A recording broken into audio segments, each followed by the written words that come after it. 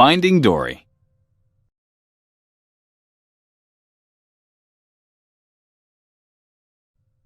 Dory was a baby blue tangfish. She lived with her parents, Jenny and Charlie. But Dory was not like other fish. She suffered from short-term memory loss. Dory's parents tried to help her with her memory, but nothing seemed to work. One day, her parents taught her how to play hide-and-seek. Her parents hid while Dory counted. But Dory quickly forgot about the game. When her parents came out of their hiding spots, Dory was sad that she had forgotten again. When she was little, Dory was separated from her parents. Alone, she wandered the ocean looking for them. As Dory swam, she asked the different sea creatures she met for help. As the years passed, Dory forgot all about her parents. She knew she was looking for something, but she couldn't remember what. Then one day, Dory saw a boat pass overhead. Nearby, she heard a panicked voice. "They took my son!" someone cried out. "My son! Help me, please!" The voice was coming from a clownfish named Marlin. He was looking for a boat that had taken his son Nemo. Dory knew which way to go. "Hey, I've seen a boat," she told him. "Follow me." Together, Dory and Marlin traveled across the ocean and brought Nemo home. When they returned from their adventure, Marlin invited Dory to live with him and Nemo on the Great Barrier Reef. Dory was very happy in her new home. One day, she went with Nemo on a class field trip to see the stingray migration. The stingrays were going home. Dory swam after the stingrays, but she got too close to the edge of the reef. She was pulled into the undertow. As her whole world went black, she had a fuzzy memory of her parents. When Dory woke up, she had a strange feeling. "I remembered something. I actually remembered something," Dory said excitedly. "Something important." Marlin asked her what it was, but she couldn't remember. But Nemo had overheard Dory muttering about the Jewel of Morro Bay, California. When he told Dory what she had said, it triggered another flashback. "My family! I remember my family!" Dory gasped. "They're out there somewhere! Let's go! We have to go!" Dory raced off, but Marlin pulled her back. "No, Dory," he said. "California's all the way across the ocean. How come every time we're on the edge of this reef, one of us is trying to leave?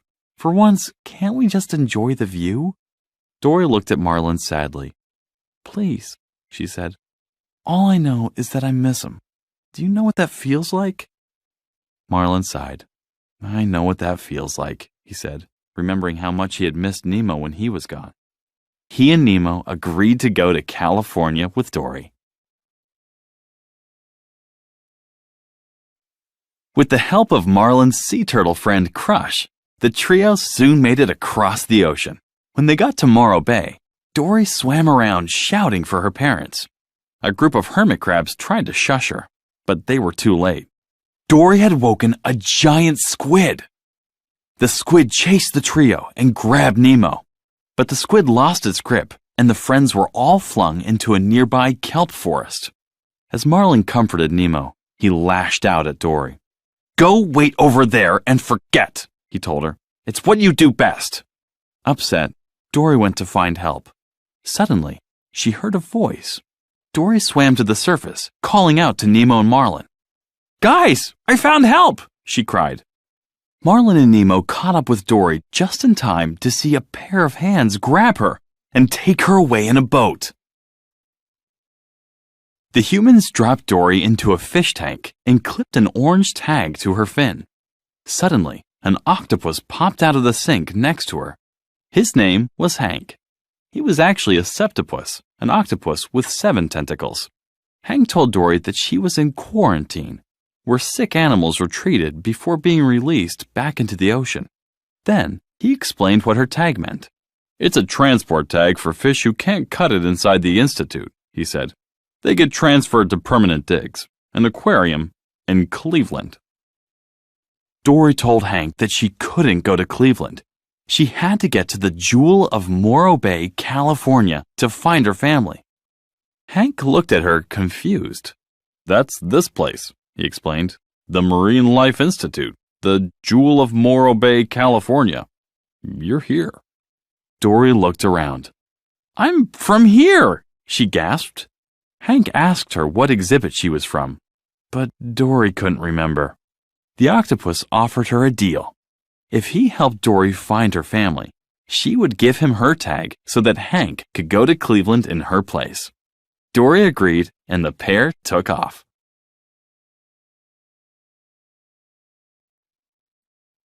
As Hank and Dory wandered the institute, they met Bailey, a beluga whale who could use sound waves to see, and a whale shark named Destiny.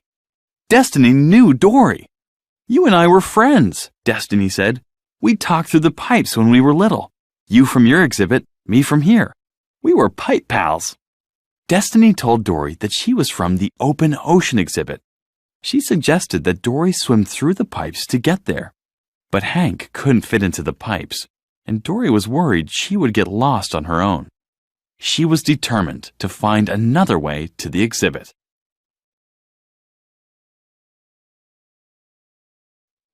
Using a baby stroller for transport, Dory navigated while Hank rolled them toward the open ocean exhibit. But the two made a wrong turn. They ended up in the touch pool, a tank where children got to touch sea creatures. Hank was scared, but Dory encouraged him to just keep swimming. Finally, they escaped. Dory looked up. They had made it to the open ocean exhibit. Dory gave Hank her tag. "You know, I think I'm going to remember you," Dory told her new friend. Hank shook his head. You'll forget me in a heartbeat, kid," he said. "I'll have a hard time forgetting you, though." Gently, Hank dropped Dory into the tank. Back in the open ocean exhibit, Dory spotted a trail of shells. She followed it and found her childhood home. Her parents weren't inside, but her memories came flooding back. She remembered going outside to look for a shell for her mom and being sucked into the undertow. "It was my fault," Dory said sadly. "My parents, I lost them." Just then, a crab interrupted Dory's thoughts. He told her that the blue tangs had been taken to quarantine. They would be shipped to Cleveland. Dory couldn't believe it. "What? No!" she cried. "But I just got here." The crab gave Dory directions back to quarantine. Without Hank around, she would have to go through the pipes. Steeling herself, Dory bravely swam forward.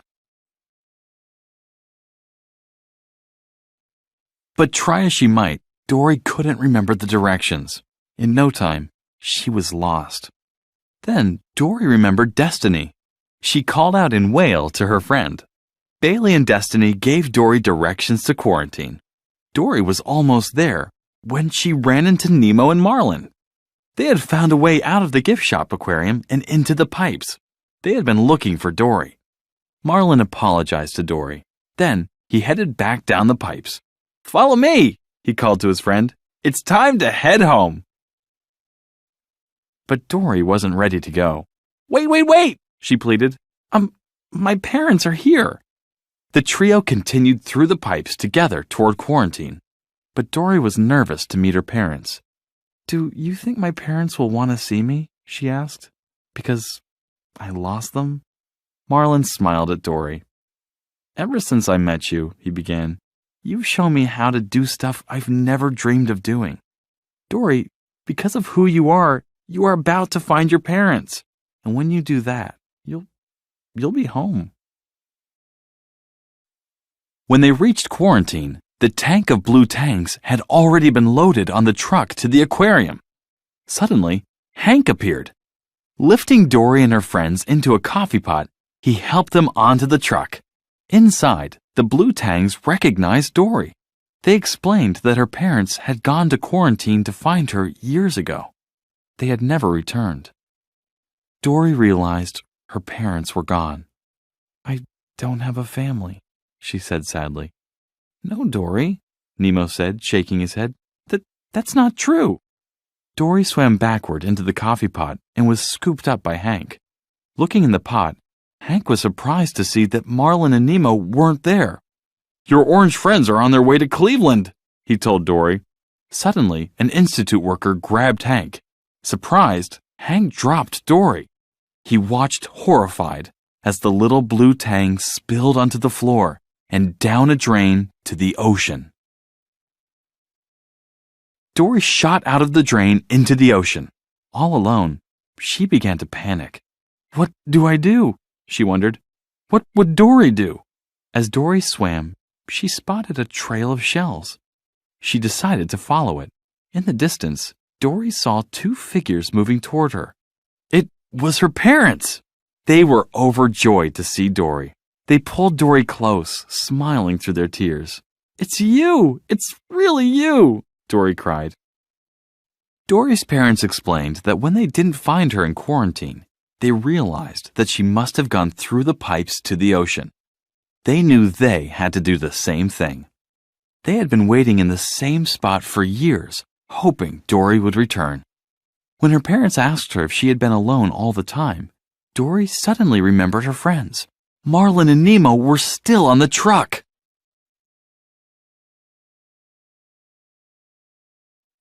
Dory and her parents swam toward the institute. Dory called out to Destiny to help them. Bailey and Destiny jumped out of their pools and into the ocean. The whale shark was thrilled to see Dory. But Dory didn't have any time to waste. Bailey had used his special sight to locate the truck. Dory asked some otters for help. Destiny flipped Dory toward the truck, and one of the otters caught her. On Dory's signal, all the otters began to hug. It was a cuddle party. Traffic stopped. The otter brought Dory to the back of the truck. Hank took Dory and placed her into Marlin and Nemo's tank. Nemo was excited to see Dory. "Dory, you came back," he said. Dory smiled at him and Marlin. She couldn't leave her family. Suddenly, Hank knocked on their tank. The fish had to find a way to get back to the ocean before it was too late.